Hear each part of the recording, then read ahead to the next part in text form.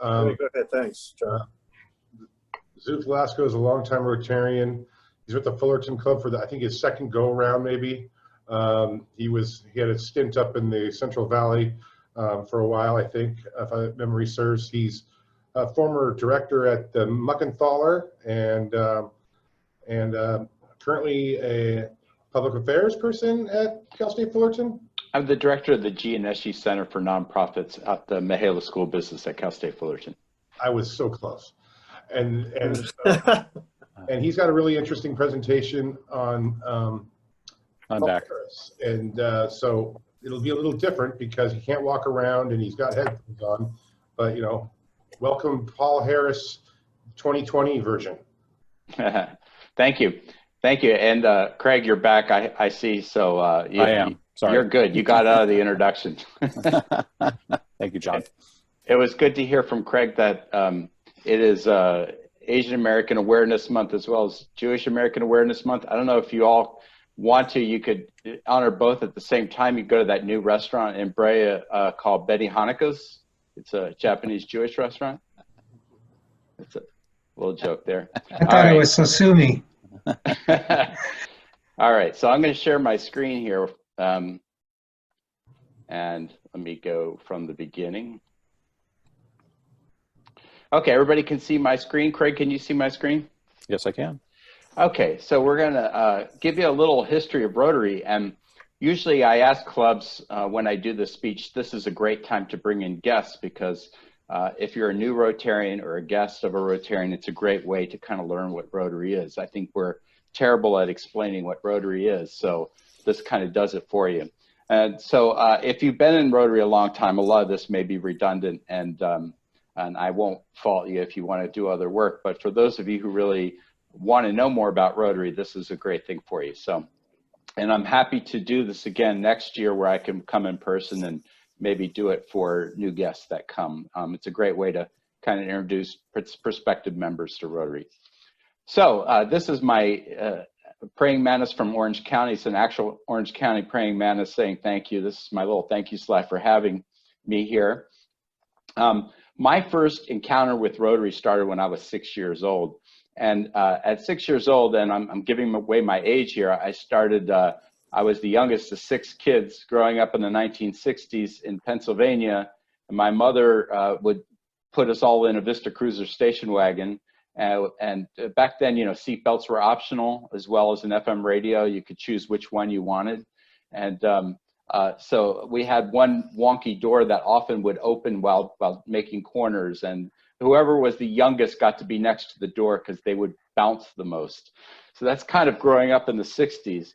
And we would fly into towns on, you know, camping trips and seeing relatives. And I'd see these signs up at the corners of towns that said, you know, welcome to whatever the town was, Rotary Club, you know, of whatever the town is. And I thought I would see this logo and I would think, wow, that must be a really amazing club for people who make cogs.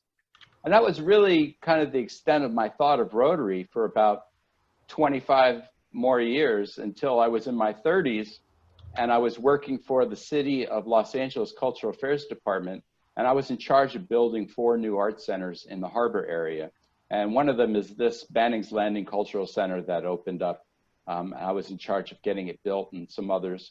And the head of the port was on my board and he said, you know, you need to come down to our Rotary Club. And I said, well, you know, I think I've heard of Rotary before, but what is it exactly? And he'd say, well, you know, I can't really tell you. You kind of have to just come down.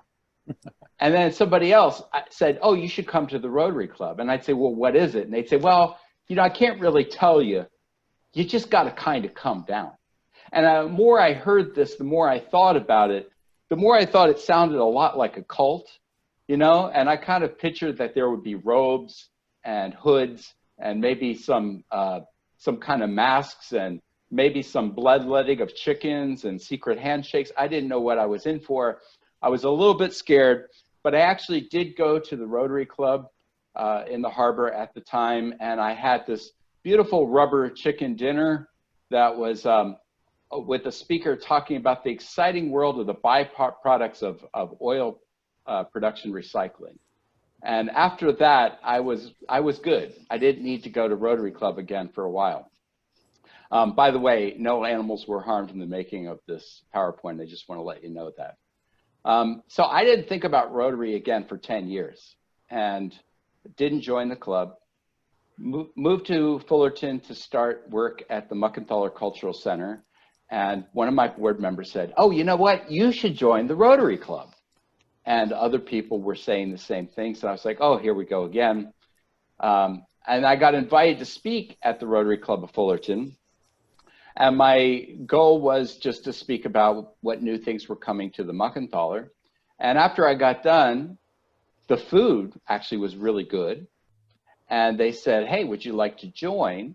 And I thought, well, the food was good. And I really liked the speaker. Speaker was, well, I was the speaker. So I was fantastic. And I thought, well, this club's got to be much, much better.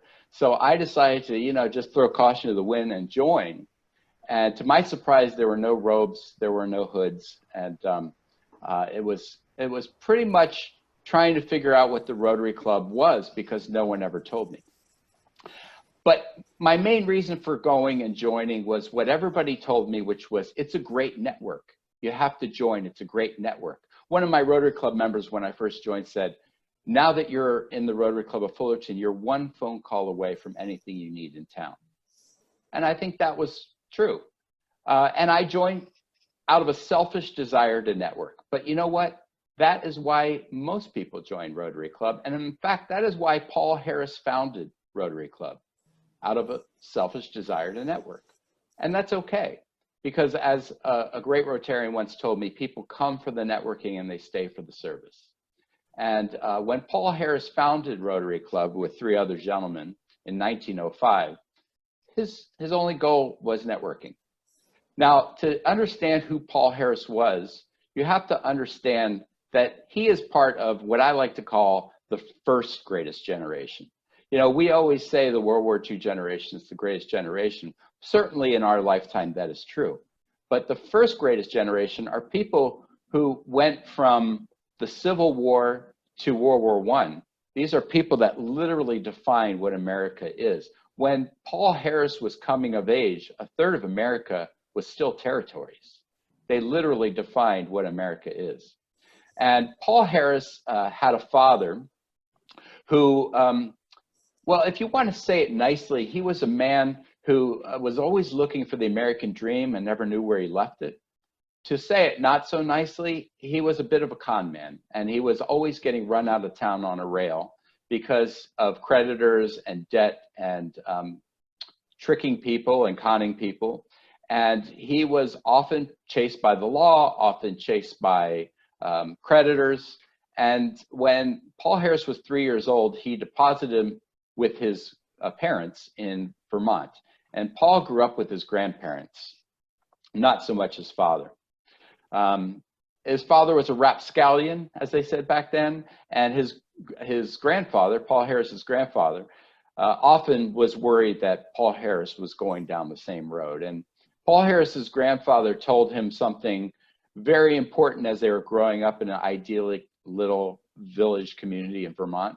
He said, you know, Paul, you can hang out with bad people and you'll become a bad person. If you hang out with great people, you'll become a great person. You need to be careful about who you hang out with. And growing up there, he was getting in trouble a lot. He would get suspended from school. He was heading towards a life that was not very successful. No, I'm going to take it right now. Somebody's not muted. And at that point, he realized that when he was a junior in high school that he was heading towards not being able to graduate. And his grandfather put the fear of God into him, and he got his act together. And his last 2 years of school, he got on the honor roll, and he was able to get into the University of Vermont, from which he ended up absconding, because while he was there, he was also able to get into Princeton. So he dropped out of the University of Vermont and went to Princeton, from where he was flunked out of. And so, not being able to pass at Princeton, he went to the University of Iowa. Now, keep in mind, in the 1890s, Iowa had probably a dozen people in it, so the whole state. So it wasn't too hard to get into the University of Iowa at the time. And he got his bachelor's degree and ended up getting his law degree at the University of Iowa, which was a much easier school. But the important thing is he stuck with it, and he did get his degree. And then he did something what a lot of young men did in the 1890s when the world was still being formed as we know it today. He went on what they used to call the 5-year plan.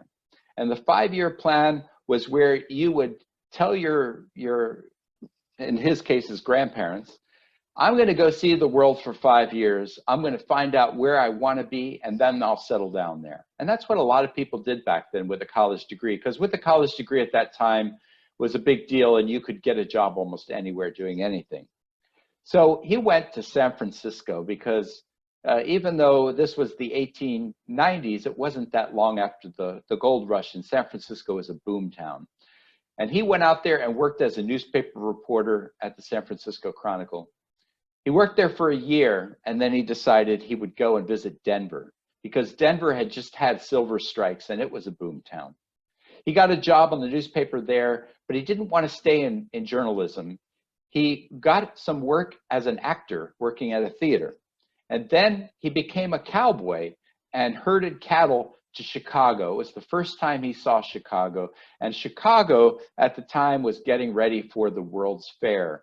What we call the Columbian Exhibition, or what we call the World's Fair today, was then the Columbian Exhibition. And the whole world was coming to Chicago.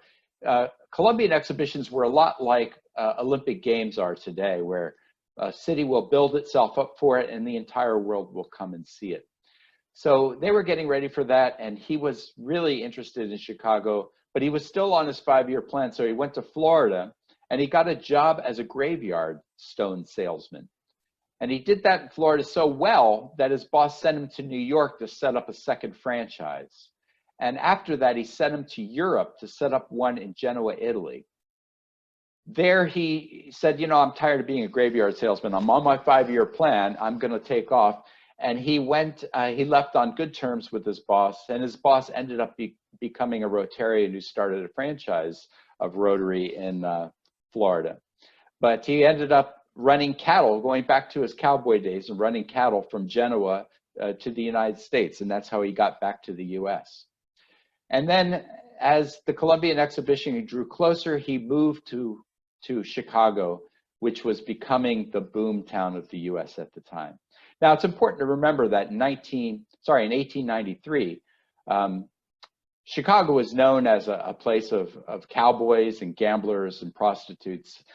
It was said in McClure's magazine that Chicago in the mind of the country stands notorious for violent crime. And it was known for a lot of political shenanigans. And of course, all of that has been cleaned up now. Chicago is a wonderful city now. But back at that time, of course, I see you laughing, Craig. Thank you for laughing. Back at that time, it was something else. There was a joke going around at this time period where a guy says, hey, the corporate office wants to send me to Chicago. You've been to Chicago. Is it a terrible city? And his friend said, oh, no, Chicago is a great city. It's full of culture and restaurants. I had a great time there. It's very safe. You should love it. He said, well, what did you do when you were in Chicago? He said, oh, I was a tail gunner on an ice cream truck. So that was the kind of jokes you had in Chicago at the time. He got his first job as a law clerk in collections. And this was the first time he put his lawyer degree to use. He passed the bar there, got a job in collections. He worked his way up, and the lawyer that he worked for ended up retiring within 5 years. And Paul Harris ended up taking over his practice. So here he was now a prominent lawyer in collections. And I thought it was really telling that he got a job in collections, knowing that his dad spent his entire life in collections. So there's maybe a little psychology going on there. But he got a job in collections, and you know, he was hanging around all the time with deadbeats in a lawless city that was just making itself from a cowboy town. And he was getting kind of depressed. And he did what everybody should do when they get depressed. He went home. He went back to Vermont, and he went to visit his grandparents. And he noticed something on this trip to Vermont. He said, wouldn't it be nice if you could get in a big city what you could get in a small village, where there's one barber and there's one, lawyer, and there's one doctor, and everybody knows everybody, and everybody is reputable and works together. They all follow a code of ethics. Wouldn't it be great if you could find that in a big city? And when he came back from Vermont, he was talking to a lawyer friend of his and mentioning this over dinner. And his friend said, hey, let's take a walk after dinner. And they had some cigars and they walked around the neighborhood, and all of the store owners came out of their houses, came out of their stores, gave little gifts to the lawyer he was walking with, saying, hey, I really appreciated your help on that case, and I really appreciated you looking over that contract for me. Here's a chicken, And he was really taken aback at how this lawyer had really kind of brought the small town to Chicago. And so he decided, wouldn't it be great to start a club where we could do this kind of thing, have one of each profession who are ethical and could be like a small town in a big city.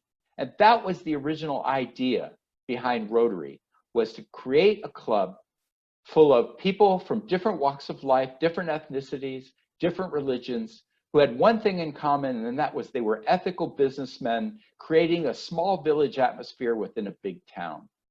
And it was an Irish Catholic, a Scotch Presbyterian, a Jewish tailor, and a Lutheran German coal miner engineer that started the first Rotary Club. Now, 3 of these men, they wanted to stay within Chicago, but Paul Harris had a bigger vision. He wanted to see the club become international.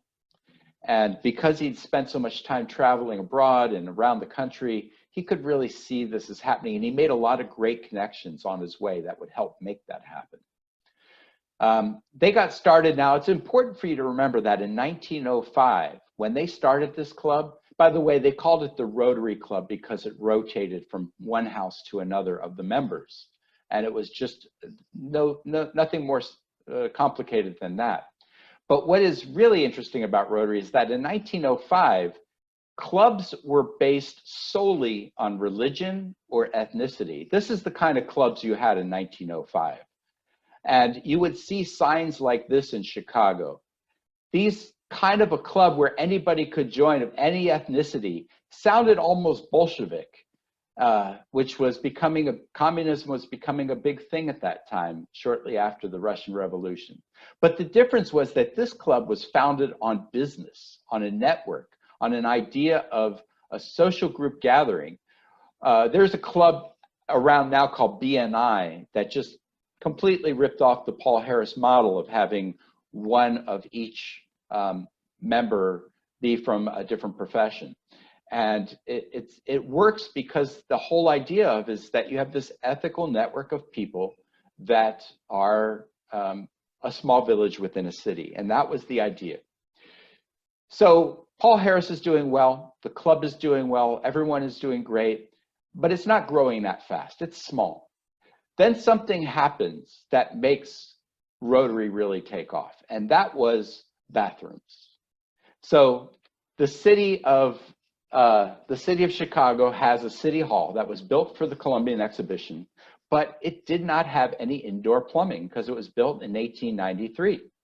And Paul Harris and his fellows were, gathering around saying, we all do business at City Hall. Isn't it terrible that in this modern age of 1905, there are no bathrooms?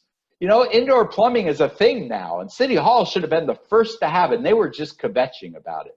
And so they decided, that's it. We're going to raise some money, and we're going to build bathrooms in City Hall as a service project, comfort stations.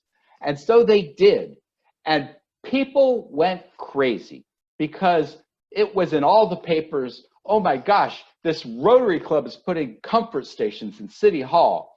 And they did their business so other people could do their business. And they were flushed with pride. These are the jokes, folks. So they were flushed with pride, and they were able to get a huge amount of press for this project. And other people joined purely because they wanted to be part of the service element that Rotary had just started with this first project.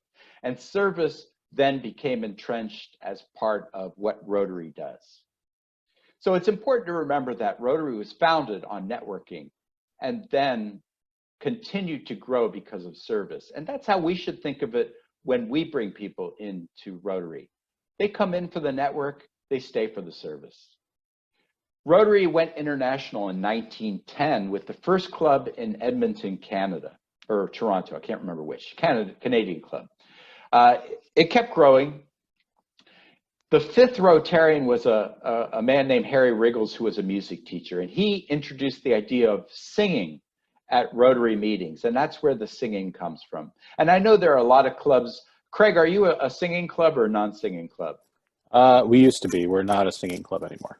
So I would, you know, when I give the speech at other clubs, I highly recommend you return to singing. And the reason is because we don't really love the singing all the time. And usually we're singing kind of dumb songs from 4th grade, but we don't have to. We could sing pop songs if we wanted to. The reason that singing is such a great and important part, I think, of Rotary is that when you're singing with other people, you have to drop your mask. There's no way you can look cool and sing these old songs like Home on the Range and stuff that we do at meetings. You just can't look cool doing it. You have to drop your mask, and it just makes you more connected to people because everybody looks stupid at the same time. I actually went to our sister club in Shanghai, Korea, and when they got to the singing part, keep in mind this is an all-men's club. There are 40 businessmen in full suits at the meeting, and when they got to the singing part, they joined hands, and their hands swayed gently as they sang. It was really quite moving for me. So I encourage clubs to bring back the singing. We can sing fun songs. They don't have to be the same old 4th grade songs, but I think it's a great thing. In 1916, Rotary Foundation formed by then President Arch Klumpf, and that's why we have the Arch Klumpf Society. He started it with $26.50, and the way it got started was kind of organic. When they got done the convention that year, they realized they had $26.50 left over in the coffers, and they didn't know what to do with it. They'd never run out of money before, or they never had extra money before. In the past Rotary conventions, they always had to chip out of their own pocket to pay the difference. And they didn't know what to do with this money. And keep in mind what was happening in 1916. We were in the middle of World War I.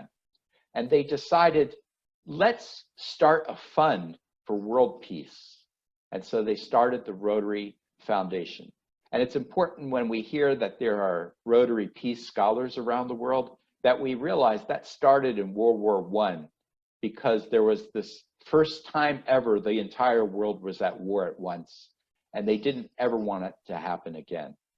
And it's important to keep that in mind when we're thinking about our Rotary scholars around the world. In 1924, they had a convention in Toronto, Canada. It was the pinnacle, really, of Rotary at that time. 9,000 attendees from 1,700 clubs in 31 countries converged on the King Edward Hotel in Toronto, Canada. And keep in mind that air travel was not a thing then. So people came from trains, they came from buses, and they met at the docks. They came from ships as well. And they all met at the docks, and they were met there by a bagpipe band in Scottish regalia attire. There was secret handshakes back then in Rotary. And then once you were met by someone with a secret handshake, you would join a parade into this, what you see pictured here. And it was quite a sight in 1924. And there was actually a uniform for this. You had to wear this uniform when you came to the convention. It's a blue blazer with white cotton pants and a polka dotted tie and a skimmer hat. And I actually think we should, if you're looking at me, I actually think we should go back to this. You know, that's why I dressed for you today. I think we should go back to this and bring back the secret handshake too. But that was the whole point. This is what the logo looked like until 1924 when it was changed from the wheel to the cog, because the idea was brought up that we're all cogs in the human machine trying to move it forward. And when you see that logo, I hope you think about that. We're all cogs in the human machine trying to move it forward for a cause. It was also introduced soon after the four-way test, and you all can unmute your mics and say it with me if you'd like. Is it the truth? Is it fair to all concerned? Will it build goodwill and better friendships? Will it be beneficial to all concerned? And this brought in the idea of the ethics of Rotary. Now, there is a rumor that women were not allowed in Rotary until 1987, and that's actually not true at all.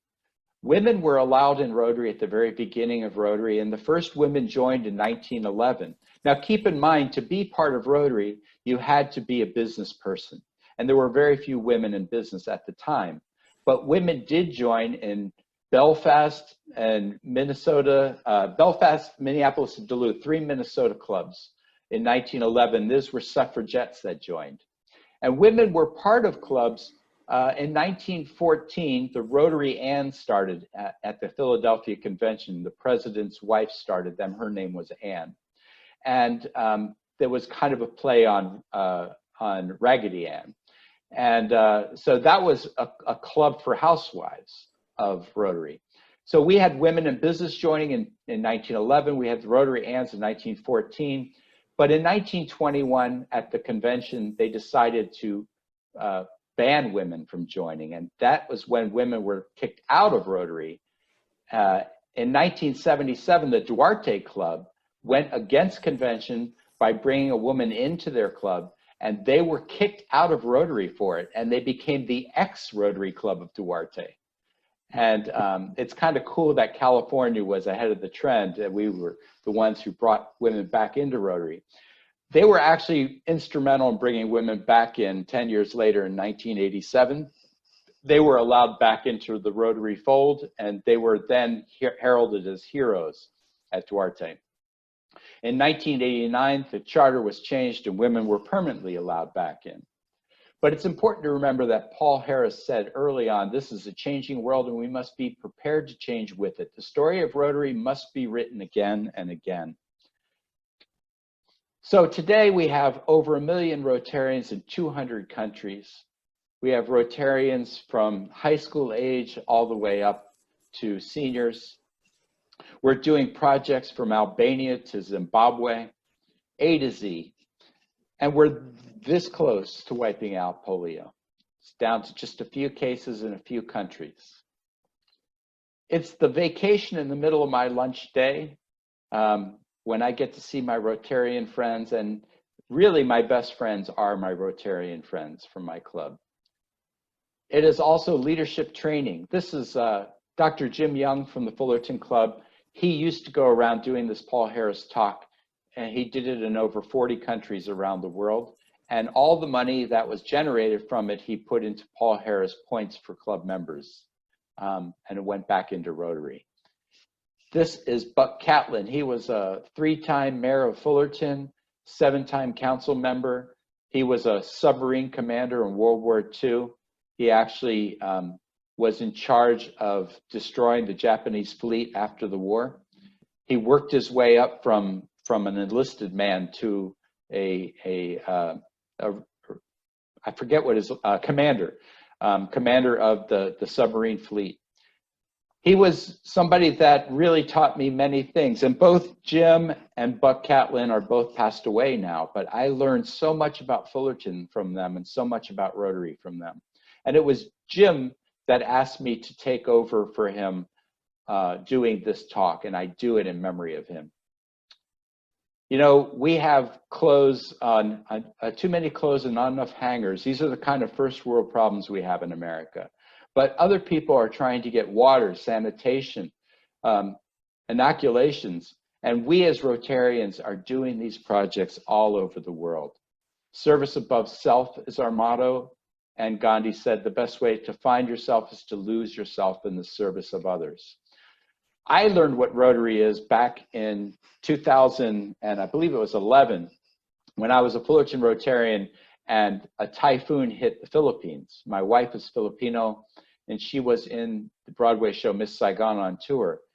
We got some friends of hers together who were singers in Miss Saigon, and we did a relief concert. We put it together in 1 week. Started on a Monday, we did it the following Monday. We raised $43,000. Now, if I had done that concert on my own in the Muckenthaler, which is what I was planning on doing, I would have raised maybe $5,000. But when Rotary got behind it and it became the district event, we were able to raise $43,000 in 1 week that went to typhoon victims. That's the power of Rotary. And that's what I learned, that everything that I wanted to do for the community was amplified by Rotary. And that's why I say I came for the networking, but I stayed for the service. So how are you going to serve? The Anaheim Club builds houses in Mexico. There's all of these different things that are going on. And many of you took part in the shields and the masks that were being built at Packman. That was done, started by Dan Alween, who is our future district governor-elect. He was our past president at Fullerton Club. And that's the kind of thing that I'm proud to be part of as a Rotarian. And I'm proud that you all were partners in it. So that is the end of my speech. This is my the end picture. I want to say many thanks to you for having me. And are there any